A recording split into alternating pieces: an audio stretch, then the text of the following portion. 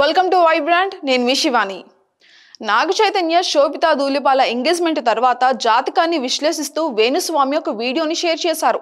సెలబ్రిటీల personal విషయాల గురించి ఇంకెప్పుడు కూడా మాట్లాడను, వారి జాతకాలు బహిర్గంగా అస్సలు చెప్పను అంటూ గత 2 నెలల క్రితమే వేణుస్వామి వదిలిన వీడియో బాగా వైరల్ అయింది. కానీ నాగ చైతన్య శోభిత ఎంగేజ్మెంట్ అయిన వెంటనే వేణుస్వామి మళ్ళీ తన పాత పద్ధతినే మొదలు పెట్టారు.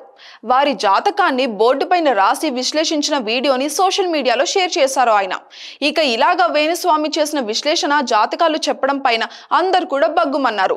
జర్నలిస్టు సంఘాలు ఈ విషయం మీద మహిళా కమిషన్ కు ఫిర్యాదు కూడా చేశాయి.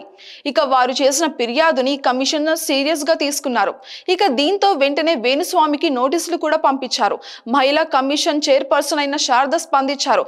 వేణుస్వామిని కమిషనర్ ముందు హాజరవ్వమని కూడా నోటీసులు జారీ చేశారు. ఆగస్టు 22న హాజరు అవ్వాలని కమిషన్ నోటీసులు అయితే పంపించింది. వేణుస్వామికి సపోర్ట్ గా భార్య అయితే నుంచింది.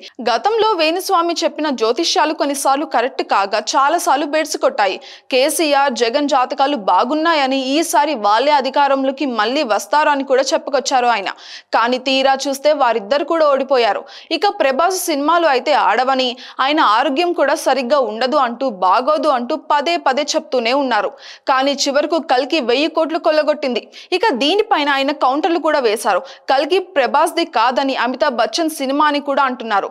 కల్కిలో ప్రభాస్ ఎంతసేపు కనిపిస్తాడో అంటూ ఇలాగ తన జ్యోతిష్యమే నిజమని కూడా వాదించేందుకు ప్రయత్నిస్తూ ఉంటారు. ఇక సమంత, నాగ చైతన్యాలు కూడా విడిపోవడంతో ఈయన జాతకాలకు ఎక్కువగా డిమాండ్ పెరిగిందనే చెప్పాలి. సెలబ్రిటీలు చాలా మంది కూడా ఈయనతోనే ప్రత్యేకంగా పూజలు కూడా చేయించుకుంటున్నారు. For more updates, subscribe to Vibrant.